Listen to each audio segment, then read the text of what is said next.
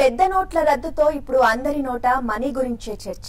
ఉదయం లేచింది మొదలు రాత్రి వరకు జనం బ్యాంకుల ముందే పడిగాపులు కాస్తున్నారు. ప్రజల ఇబ్బందులు అర్థం చేసుకుంటున్నామంటున్న ప్రభుత్వం బ్లాక్ మనీ అరికట్టేందుకు ఇలాంటి కష్టాలు భరించాల్సి ఉంటుందని చెప్తోంది. మోడీ సర్కార్ చర్యను సమర్థిస్తున్న వారు సైతం ఇది మునుపెన్నడూ తీసుకోని నిర్ణయమని అంటున్నారు. అయితే ఇదేమి చరిత్ర ఎరుగని నిర్ణయం కాదని, ఇది కాలంతో పాటు మారే ప్రక్రియనంటున్నారు నల్గొండ జిల్లా బిజినెస్ మ్యాన్ మూషన్ దామోదరరావు గారు. పురాతన నాణాలు నోట్లను సేకరించడం హాబీగా పెట్టుకున్న ఈయన డిమానిటైజేషన్ అనేది పురాతన కాలం నుంచి ఉన్నదే అని చెప్తున్నారు. తన దగ్గరున్న వివిధ దేశాల పురాతన నోట్లు నాణాలనే దీనికి ఆధారంగా చెప్తున్నారు. నమస్తే అండి మూషన్ గారు.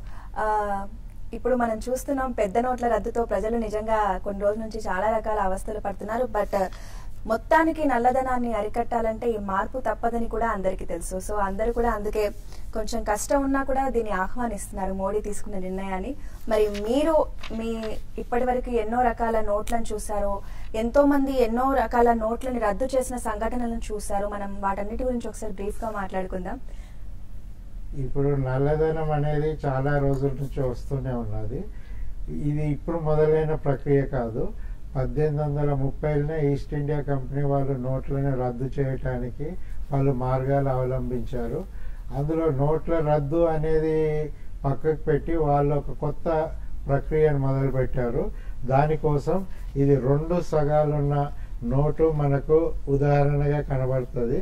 2 సగాలు ఎందుకని మీరు ఆశ్చర్యపోవచ్చు. దీనికి కారణం ఏంటంటే మొదటి సగాన్ని ఎవరికైతే కావాలనో వాళ్ళకి ఇచ్చి ఆ తర్వాత మిగతా సగాన్ని వాళ్ళకి పంపించేవాళ్ళు. ఈ మధ్యన మొదటి సగం గిట్లా మిస్యూజ్ అయినా, దొంగతనాలైనా, వేరే వ్యక్తికి గిట్లా అందిన దాన్ని క్యాన్సిల్ చేయడానికి బ్రిటిష్ గవర్నమెంట్ అనేక పద్ధతులు అవలంబించింది. దానికి ముఖ్యంగా ఇదొకటి. చెదలు పట్టిన కాగితం ఎందుకని మీరు అనొచ్చు. ఇలాంటి కాగితం ప్రపంచంలో ఒక్కటే ఉన్నది. దీనిలో చాలా చరిత్ర ఇమిడి ఉన్నది. దీనికి మనం చెప్పాలంటే ఈ నోటు, ఇది బ్యాంక్ ఆఫ్ బెంగాల్ది బాండ్ ఆఫ్ ఇండిమ్నిటీ.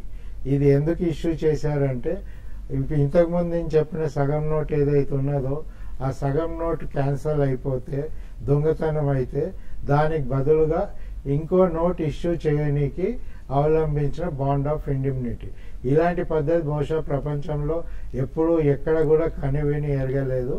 ఇది ఒకటి దానికి ఉదాహరణ. ఇలాంటి నోట్లే ఇది సగం నోటు, దీని వెనుక భాగం. ఈ సగం నోట్ల చరిత్ర ఇది. దీనికి ఏంటంటే మూలం బ్యాంక్ ఆఫ్ బెంగాల్ వాళ్ళ షేర్ సర్టిఫికెట్. ఈ షేర్ సర్టిఫికెట్ మాత్రం మంచి కండిషన్లో ఉన్నది. ఈ బాండ్ అనేది ఏదైతే ఉన్నదో వాళ్ళ ఆర్కైవ్స్లో పూర్తిగా చెదలు పట్టిపోయి చదవలేని పరిస్థితిలో ఉన్నది. చాలా కష్టంగా చదివి దాని విశ్లేషణ చేసి తర్వాత మీకు ఈ విషయం చెప్పటం జరుగుతున్నది. ఓకే అండి, అసలు మనం ఫస్ట్ చరిత్ర గురించి మాట్లాడుకుందాం. భారతదేశంలో మొట్టమొదటి బ్యాంక్ ఏదంటారు?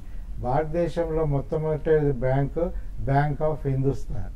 ఈ బ్యాంక్ ఆఫ్ హిందుస్థాన్ ఏదైతే ఉన్నదో కొంతమంది గ్రూప్ ఆఫ్ ట్రేడర్స్ కలిపి దాన్ని మొదలుపెట్టారు. అలెగ్జాండర్ అండ్ కంపెనీ అనే ఒక పెద్ద మల్టీనేషనల్ కంపెనీ ఏదైతే ఉన్నదో దాని షేర్ హోల్డర్సే ఈ బ్యాంక్ ఆఫ్ హిందుస్థాన్ని స్థాపించారు. దీని స్థాపకులు, దాని మెంబర్సే మరి బ్యాంక్ ఆఫ్ బెంగాల్ యొక్క స్థాపనలో కూడా వాళ్ళ భాగమే ఎక్కువగా ఉన్నది. ఓకే అండి, ఆ తర్వాత వచ్చిన బ్యాంక్స్ ఏంటి? ఆ తర్వాత ఈ హిందుస్థాన్ బ్యాంక్ తర్వాత బ్యాంక్ ఆఫ్ బెంగాల్ వచ్చింది, బ్యాంక్ ఆఫ్ ఆగ్రా వచ్చింది, బ్యాంక్ ఆఫ్ మెడ్రాస్ వచ్చింది, బ్యాంక్ ఆఫ్ బాంబే వచ్చింది, బ్యాంక్ ఆఫ్ కాన్పూర్ వచ్చింది. ఇలాంటి చాలా బ్యాంకులు ఉన్నాయి. మన సౌత్ ఇండియాకి వస్తే బ్యాంక్ ఆఫ్ సేలం అనేది ఒక ఇంపార్టెంట్ బ్యాంక్ ఉన్నది.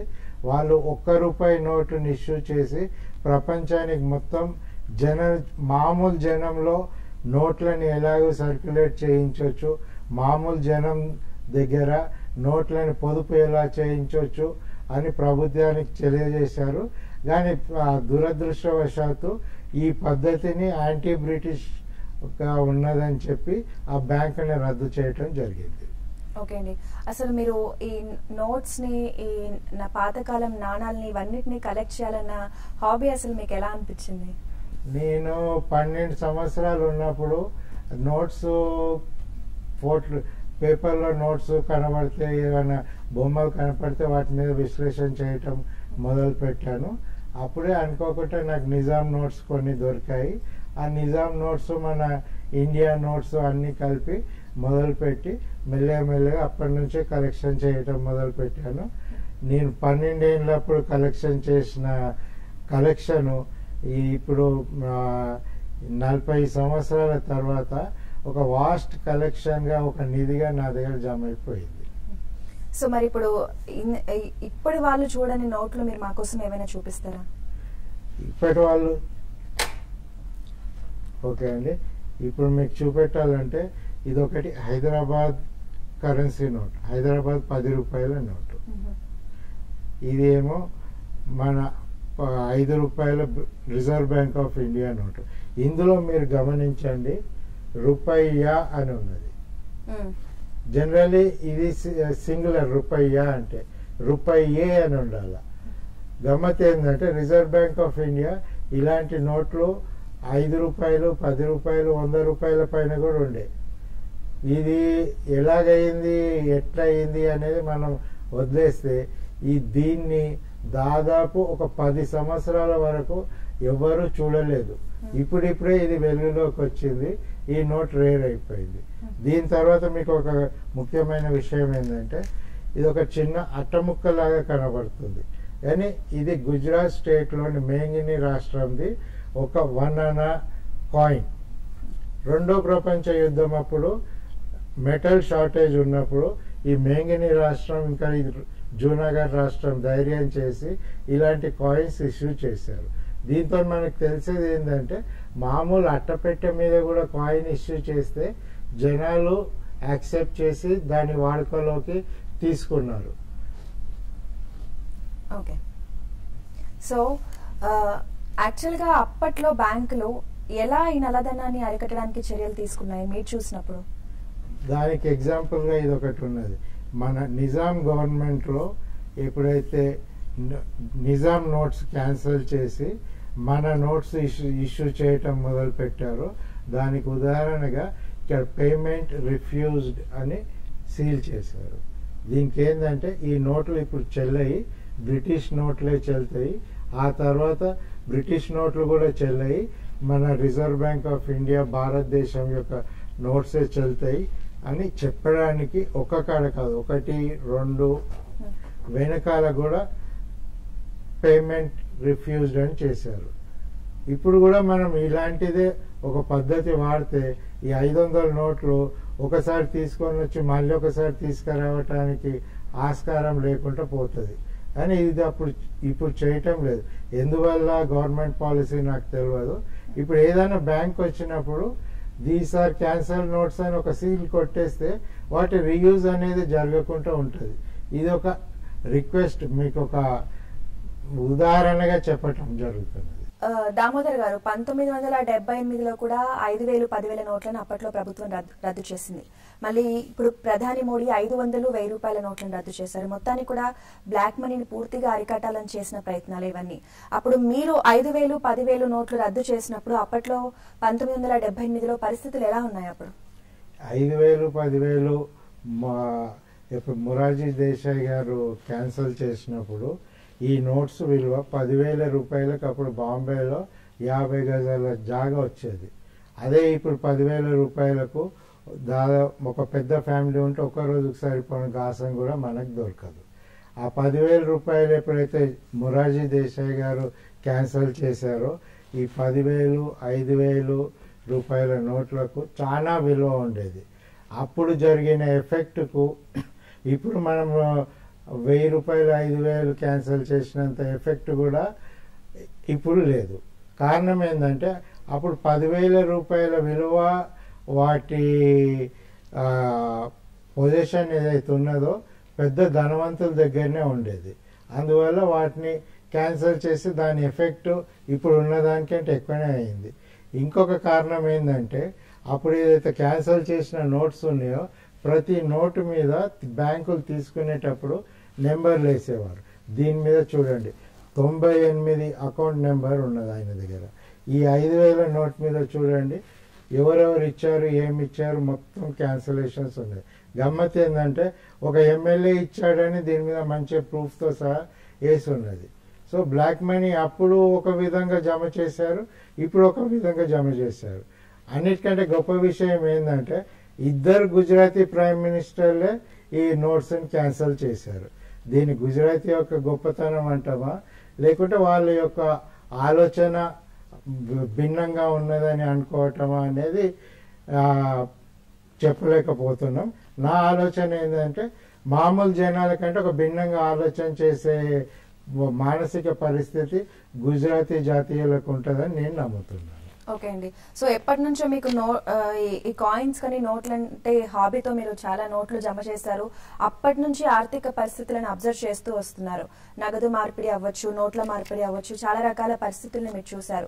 ప్రస్తుతం ఉన్న పరిస్థితుల్లో ఈ మోడీ తీసుకున్న ఈ నిర్ణయాన్ని మీరు ఏ విధంగా సమర్థిస్తారు? మోడీ తీసుకున్న నిర్ణయం చాలా మంచిగా ఉన్నాయి, దాన్ని మాత్రం నేను పూర్తిగా సమర్థిస్తాను.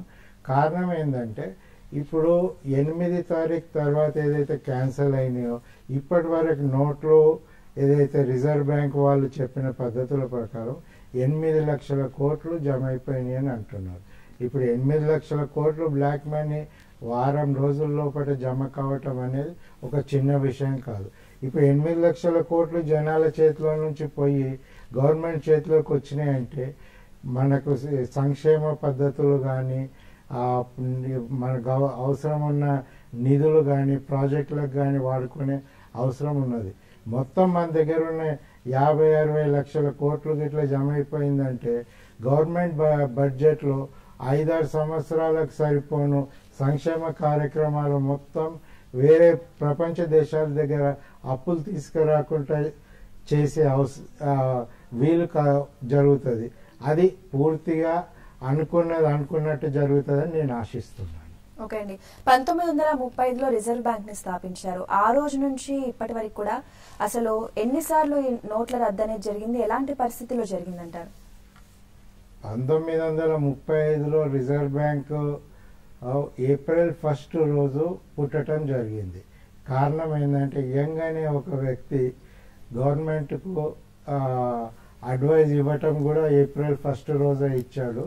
దీంతో నా విశ్లేషణ ఏంటంటే భారత ప్రజల్ని ఫూల్స్ చేయాలని ఏప్రిల్ 1 రోజు రిజర్వ్ బ్యాంక్ ఆఫ్ ఇండియా స్థాపించారు అనేది నా ఆలోచన.